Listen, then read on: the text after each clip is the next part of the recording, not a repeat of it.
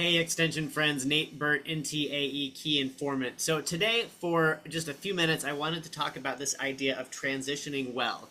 How many times have you found yourself deep in the middle of a program or a project or even a proposal of some kind, and you recognize, hey, either I'm winding down this process, we need to figure out what comes next, or hey, I'm middle of the way through this program and I'm no longer the right person to be leading this, I need to hand over the reins. Or maybe some combination of the two, right? Like you're excited, but maybe phase one of the work is complete and now you're trying to evaluate what comes next. So what I don't want to happen for you, and what I suspect you don't want either, is you lose momentum, right? Maybe things stall out, maybe things just drop off a cliff because people get distracted or they have other things going on. Perhaps you just have sort of this lack of clarity, and so you're wandering in the wilderness a bit, trying to figure out, like, what is my role? What is my purpose here? Is this project even relevant anymore? And, in the worst case scenario, whatever you were working on, whatever momentum you had built up, dissipates and you're not able to reach the finish line for whatever you were working on, whether it's a specific deliverable, a program, a proposal, etc. So let's talk a little bit about transitioning well. And my hope is that by the end of this, you will have some ideas or perspectives. And again, a lot of these behaviors, habits, I've observed within the extension system, which is tremendous. And so, again, I think you're doing this already. It's just a matter of sort of reinforcing this and thinking through a systematic process for transitioning well, whatever that might look like in your unique context.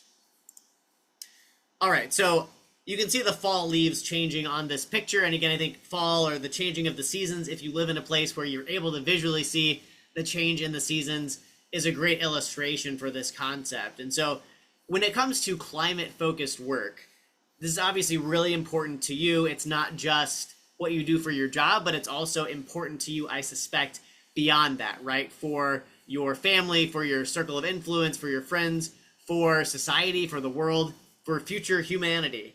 And so I think it's important to recognize that climate work, as in any area of life, functions in seasons, right? So you have a season where maybe you're really busy, maybe then where there is a little stepping back because you've got other priorities. Maybe there is new research that you really need to act on now, and so there's a sense of urgency. Whereas in other times where you're doing something that's maybe very complex, like I come from the world of food and ag, right? Understanding the properties of soil, how soil stores carbon, those kinds of things can be deeply complex, and the science is evolving. And so, again, this is June 2025. So again, you may be watching this and maybe we've solved everything. But regardless, there are different reasons or factors, both externally and internally, that drive how the work gets done, the pace at which it gets done, and when it's time to make some course correction or some adjustment as it relates to who's leading this program, what is our time horizon, what are the deliverables, is this focus even right anymore, things like that. Secondly, if you get to a point where it's like, look, I need to transition the leadership of this or my specific role into the hands of someone else or someone's else, it's really important to ensure knowledge and meaning transfer, right? And what I mean by that is, there may be notes you've taken, there may be connections you need to make, introductions to other experts or teammates who are part of this program. That's sort of the core knowledge, right? You need to have it written down, and then it needs to be communicated verbally in such a way that people are able to take action on it. But the other thing is meaning, right? What's missing from explicit words that might be written down on a page, or a verbal conversation I might be having with you in person or over Zoom or over a recorded video. There's context here, right? What's the history behind this? What's working well and what's not working? What are we completely unsure about? What are the unknowns here? So really helping people sort of read between the lines and see both what is explicit as well as what is implicit, right? So really helping your colleagues navigate that transition and making sure that if you're stepping out or stepping away or changing roles, that someone is able to carry on your work, your legacy, or if you decide that it's not where it needs to be or that you've moved on and are going in a different direction, that's okay too, but make that explicit, right? Make it clear. And figure out, okay, if we're not doing this anymore, what are we doing? Where are we going?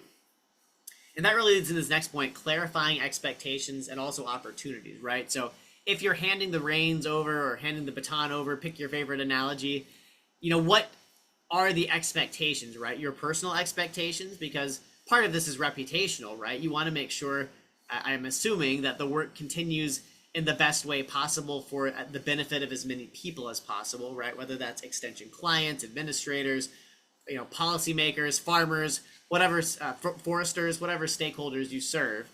And also just think about what possibilities are there, right? I think it's always helpful not only to share explicitly like what we're working on, what we've discussed, but also big ideas, big dreams that we have. Like, does this action report become a guidebook for extension professionals actually working on climate resilience issues in local communities?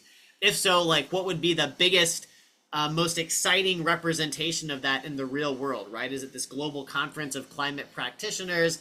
Is it making sure that every county in the nation has a climate resilience plan? You fill in the blank. But the point is helping them dream a little bit, maybe seeding the dream so they can build on that and make it even better. The imagination is a really powerful tool, I guess is my point in transitions.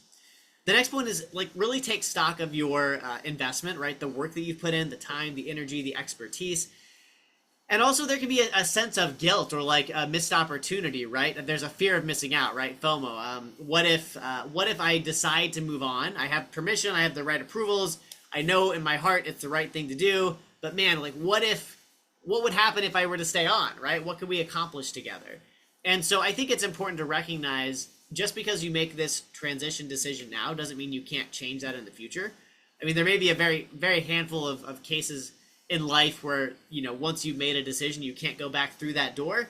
But the reality is, in more cases than we often imagine, you could step back in or find new ways to engage. So definitely take stock and take a moment to appreciate what you've done, what your colleagues have done together on this program, project, initiative. And then also recognize that, hey, this is a transition you're making for a very specific set of reasons. My guess is that you've probably thought this through. You've decided sort of several options based on what would be good, better, best for you and for your career and for extension in general. And so be at peace with that. Second to last point, identify, obviously if there is a leadership transition you're making or you're delegating to someone else, certainly you're going to talk to that initial very close circle of people who are going to sort of carry on this work. But beyond that, there may be others who need to know what's going on.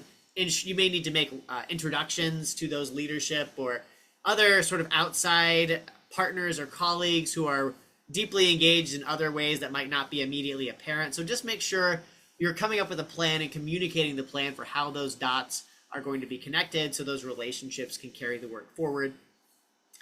And then finally, make the plan for what's next, right? For you personally, for the work itself.